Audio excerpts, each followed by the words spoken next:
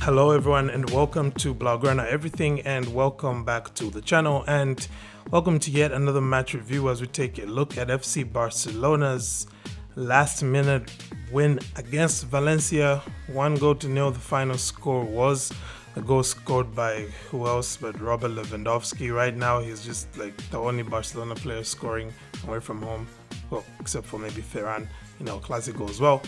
But Barcelona were able to get that win and to temporarily close the gap to Real Madrid as they tied points with them. But of course, Madrid have got a rather softball fixture against Girona, who are in the bottom three, so expect them to get the job done there. Anywho, Barcelona did make hard work of this one, I should say, in large part because of some slack finishing, but anyway, we're going to get to that. This being a match review, you know how we usually do it here, and if you don't, after you hit like and you hit subscribe, I'm going to tell you now as you're listening that match reviews here usually follow the following format. That sounded weird. Anywho, match reviews here go like this. I'll start by giving you the tactical setup from both sides. Then we'll go into talking about my negatives and positives from the game. And I'll end it all by giving you my man of the match.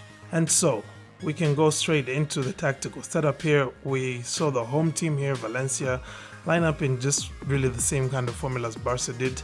It was a 4-3-3 formation for Valencia with Mamardashvili in goal, a back four of Correa, Gabriel, Come and Gaia, who I thought today had probably the best game here from everyone who was on the pitch, to be honest.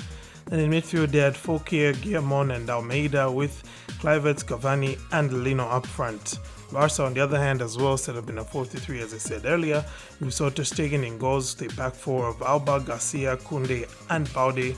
The midfield three of Frankie de Jong, Pedri, and Busquets, who we'll get to talking about later. The front three of Ousmane Dembele, Robert Lewandowski, and Ansu Fati. So, with that being as it was, we can go ahead now and talk negatives and positives. And my first negative here, I'll start with the negatives, yeah? So my first negative, from all these negatives that I have, yes, it's quite a bit today, I'll have to first of all pick on the finishing, because I do remember in my last review, one of my previous reviews, it should be the one against Bilbao, where I was commending the team on their finishing. I did mention in there that usually when Barcelona get early chances and they don't put them away, they tend to have a very difficult game, and it ends in either Barcelona scraping through with a 1-0 win, or maybe to go, Barcelona just getting a draw, or worst case scenario, even losing.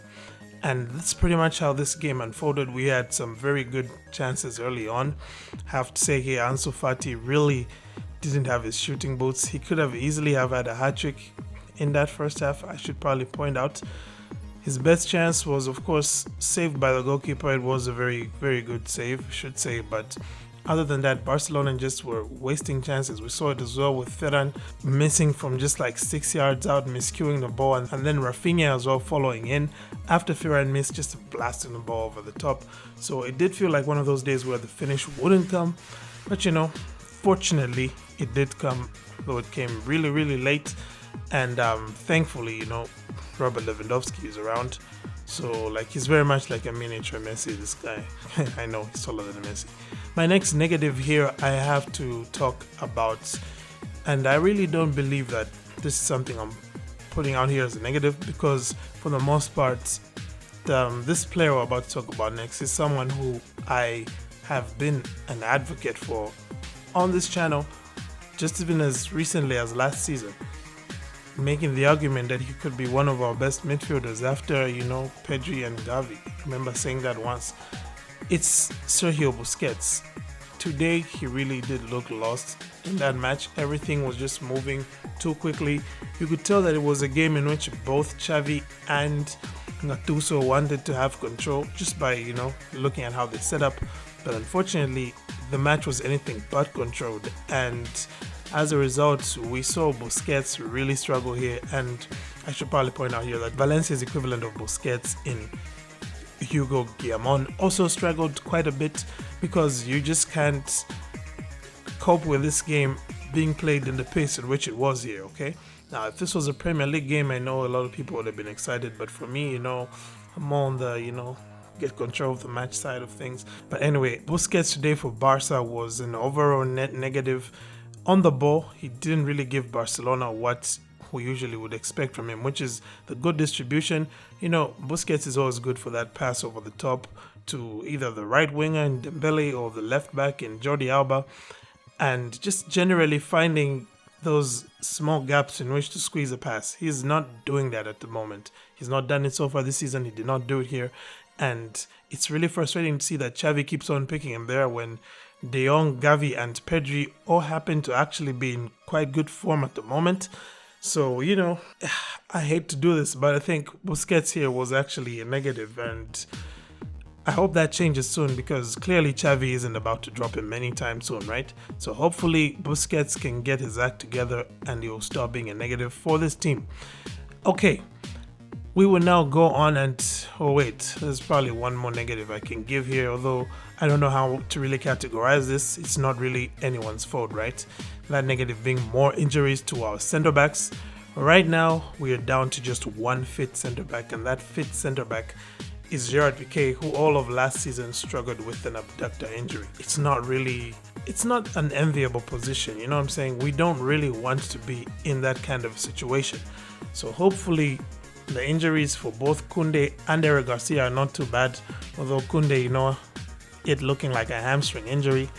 I'm not very optimistic, to be quite honest, but hopefully he can get back soon. At least before the World Cup, he can get back to playing football again. That would be great. All right, let's move on and talk about positives. And I say positives, but actually there's just one. So positive here. And I think that was just, despite how everything today just didn't seem like it was going to fall our way, our players never seemed to give up. And I think that's my one positive from this game, okay? We got that win purely because players showed some mentality, all right? Yes, I know I have accused them of being, weak-minded in the past, even just as recently as Bayern Munich. They were quite weak-minded in that game, but it was good to see them show something of a reaction because this was a scrappy win. It shouldn't have been one, okay? We should have easily won this game because we did have very good chances, but when Lewandowski is hitting the post from a header that he would usually score, when Ferran Torres is fluffing his lines right in front of goal against the team which he wants to really score against, you can think that, things are not just going to work out today and you could play with your shoulders slumped and just, waiting for the final whistle. But that's not what the team did. They kept on fighting and they kept on going until they got the win. So I think that's definitely a positive here. And of course, winning. Winning is always a positive. No, I'm not going to put it here, but I'm just saying winning is always a positive. We've won every La Liga fixture we've played except Real Madrid. Okay, yeah, caveats in there. Every La Liga fixture we have played except Real Madrid in this very hectic October schedule. All right, so I think that's a positive. At least we've come out of this with minimal damage in La Liga. Okay, having said all of that, now I must move on and give my man of the match. Now, with this match being at 0-0, I was going to give the man of the match to Jose Gaya easily because I think he just was the best player on the pitch today, like I said earlier. He didn't put a foot wrong, and this isn't to say that Barcelona's players were all terrible or anything like that, because I do think that De Jong, Pedri, for instance, were pretty good today. Jordi Alba as well did quite well, yeah. But yeah, Gaya was good, but he's not the man of the match. The man of the match is, of course, Robert Lewandowski because he scored the winning goal. And he kept on going as well. He was one of those guys who kept on going, kept on trying, despite everything, and we got the win. And yeah, it's good just to at least end this week on a positive. We've had some pretty low moments this past week, not only going to the Europa League, but also being pummeled by Bayern again. So it was great to just end this week on a positive with a win that came really, really late on. Like, I probably wouldn't have enjoyed that win as much if we scored in like the first minute and then just won 1-0. But you know what? Winning like that was great. So I don't know. Let me know your thoughts in the comments as well. Like, please do. Well, how did you feel about that win? And what were your negatives and positives? Is there anything you think I left out? And did you have a different man of the match for some ungodly reason. Anywho, thank you once again for tuning in. Have a great day, and Forza Barca.